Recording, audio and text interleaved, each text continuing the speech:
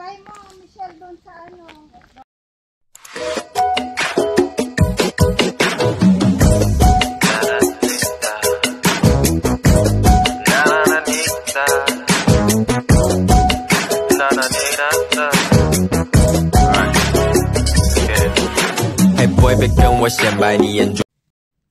So hi guys, this is the continuation of our hiking.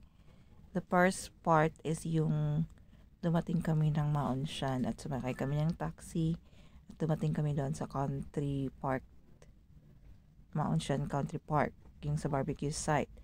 And pinili namin itong MacLehose Trail from the village parking area to maliit na sapa.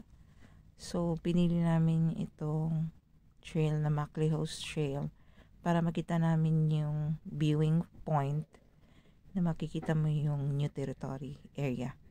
So ayan, so light pa lang yung nilalakaran namin before arriving the viewing point. So ayan guys, the weather is very nice. Binigyan kami ng magandang weather. It's not it's a sunny but it's cool, kaya kami naka-jacket and naka-cap sila, ako hindi. So and we have our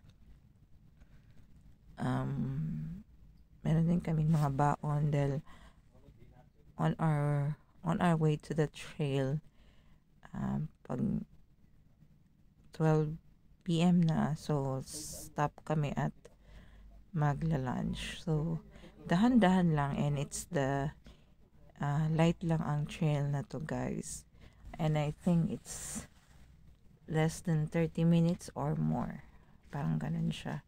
At saka mabagal na naman kami maglakad dahil hindi naman kami nagmamadali. So we have our whole day to experience and dahan-dahan na pag-hike. So just take our time to see the beautiful countryside ng Hong Kong. Sa ano nito siya guys, eastern part ng Hong Kong. So nakapag-hike kami ng south, nakapag-hike kami ng west. Ayan, so this 2025 Chinese New Year first day ay dito namin ginugol yung first day namin ng Chinese New Year. So ano guys, nagawan ko na to siya ng voice over, but iniba ko kasi bawal palang mag-hiking dito. Kahit na on the way dito, may bumababang mga hikers. So, hindi namin alam kung saan sila nag-camping.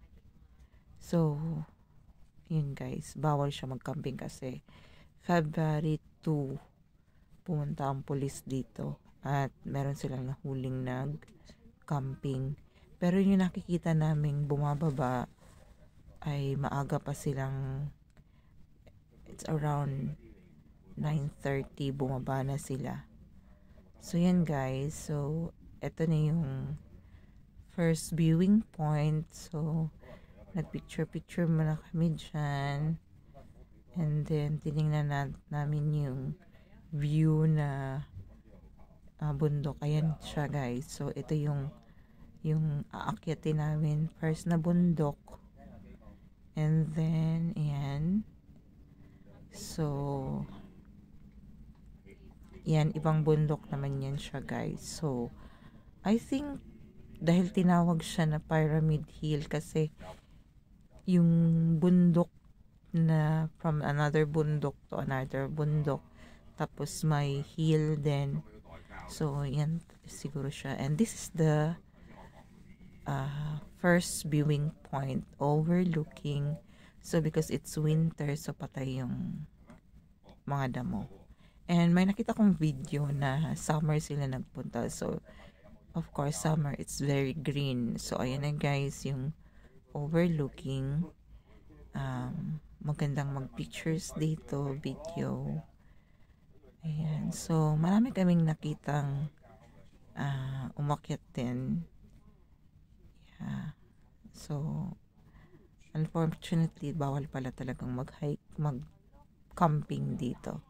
So, ayan yung makikita mo guys. I think it's a part of new territory. Ayan. Hindi ko lang matukoy kung anong lugar, anong exact lugar niya. So, makikita mo yung eastern part ng new territory dito sa Hong Kong. So, ayan, pictures, video, dahil hindi naman kami magtatagal dito. So, I think we just stop maybe a minute, 15 minutes. So, ayan yung unang bundok na aakyatin namin, which is, hindi naman siya masyadong mahirap at you have to be careful kasi, for me, I am 70 kilos, so dahan-dahan lang talaga. Ang mabilis lang sa amin yung payat namin kasama. So, ang ganda ng view, diba? And then, marami pa kami nakitang dumating. So, iba naman yung way nila.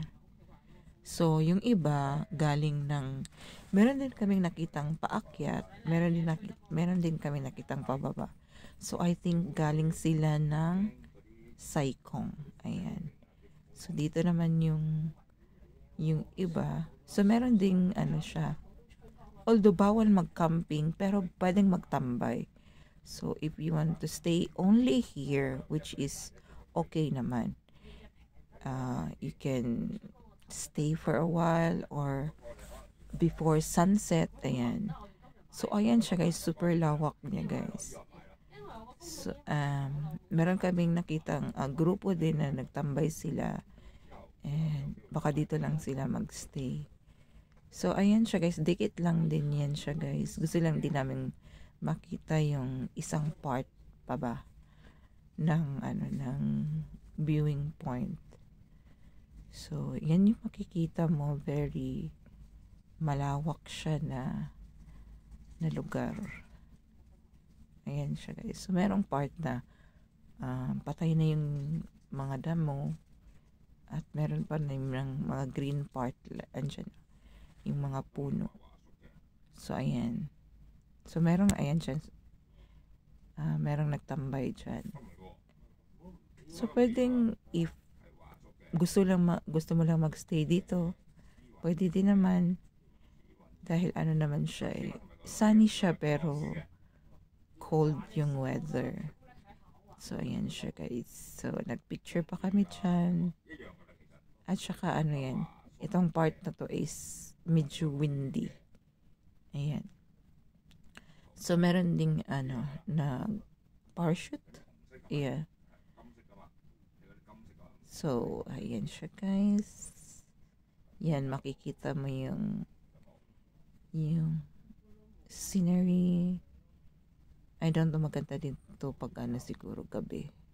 Pero, nakakatakot pag pumunta ka dito ng na very late. Kasi baka hindi mo na maano yung daan. Ayan siya. Yeah. Ito yung view niya. Ayan, so tapos namin doon, we're on our way to the first hill na aakyatin. So, etong part na to ng trail ay medyo difficult for me dahil medyo malaki ako. So, I just take my time na dahan-dahan lang, give it a slowly but surely.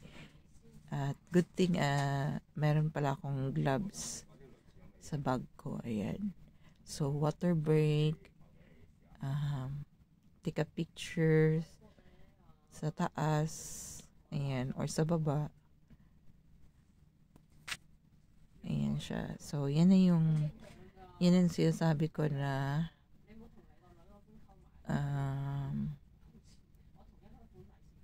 difficult for me. So, yan yung yan. So, yung kaibigan sabi na picture daw siya. Yan siya, guys. Yan. So, yan yung unang bundok na inakyat namin. Yan siya. So, dahil hingal na hingal, so nag-stop over kami. So, ayan na yung second point. Ayan. Yung, yung natapos ka na sa, sa isang bundok. Ayan siya. So, eto na yung pagkatapos ng namin, lunch.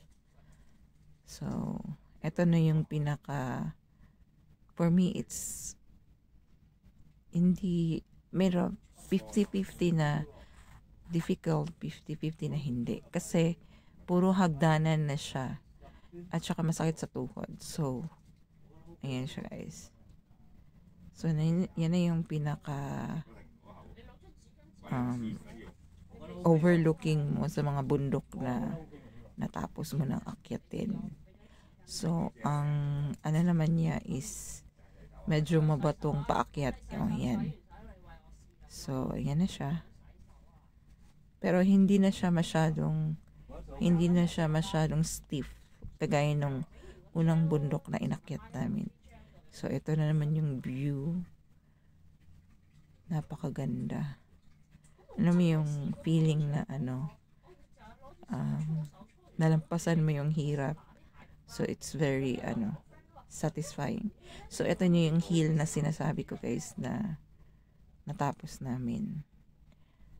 So, ang part na yan ang part na to, ayan, meron silang dalang aso. So, it's a local and foreigner. Ayan. So, aso nga, kaya, tao pa kaya. So, ito yung pababa, guys. So, ito yung, niyan, little bamboo area. Parang ganun. Tapos, all the way niya na pababa. Medyo, puro na green ang makikita mo. Tapos, parang matatabunan na yung sun. So, konti na lang ang makikita mong sunlight. Ayan. So, siya, guys. Yung feeling is nakakaantok. So, ayan, nalampas na namin yung MacLehose Trail. So, andito na kami sa pababa na.